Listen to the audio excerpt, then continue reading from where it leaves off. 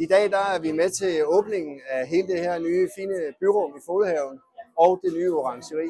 Og det er fantastisk at se stedet fyldt med glade mennesker, der hygger sig for kaffe og kage. Og det tegner godt for fremtiden af det her orangeri som et socialt samlingssted for alle beboerne. Jeg hedder Niels, og jeg er fra Næste, og vi står i Folehavens nye orangeribygning, som er en del af en stor ny grøn park, som er lavet her i Folehaven i Valby. Projektet er en del af en stor helhedsplan herude i Folehaven, hvor man har gentænkt hele parkrummet. Og der er så et nyt orangeri, som skal danne rammen for alle de sociale aktiviteter for en række forskellige beboergrupper herude. Og orangeriet er, som I kan se, bygget af genbrugsmaterialer, fortrinsvis genbrug eller materialer, der er frasorteret fra noget industriproduktion.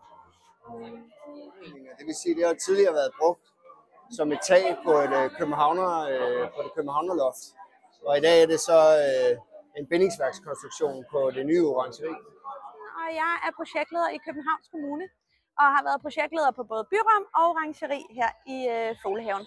Vi har lavet et byrum på tværs af grænser, det vil sige, at vi arbejder på den almene boligforenings 3B Folehavens areal, Københavns Kommunes areal og en privat fællesvej. Vi har lavet et samlende byrum, hvor orangeriet er placeret i. Der har været et meget stort lokalt ønske om at bruge og genanvende materialer, så det er der blevet gjort. Materialer, der kommer fra andre projekter i København. Derudover har der været et lokalt ønske om, at man øgede biodiversiteten herude. Det er også en af Københavns Kommunes politikker. Så der er blevet plantet 91 nye træer, og vi har kunnet bevare rigtig mange af de eksisterende træer. Der er blevet plantet forskellige stauder og urter herude. Der er både spiselige og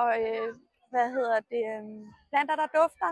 Så resultatet synes jeg er blevet kanon godt. Jeg er super tilfreds med det, der er blevet lavet herude, og det kan jeg også høre, at alle, der har været inde over det her projekt, og når jeg går rundt herude, kan jeg høre, at de lokale er rigtig, rigtig glade. Så jeg er tilfreds.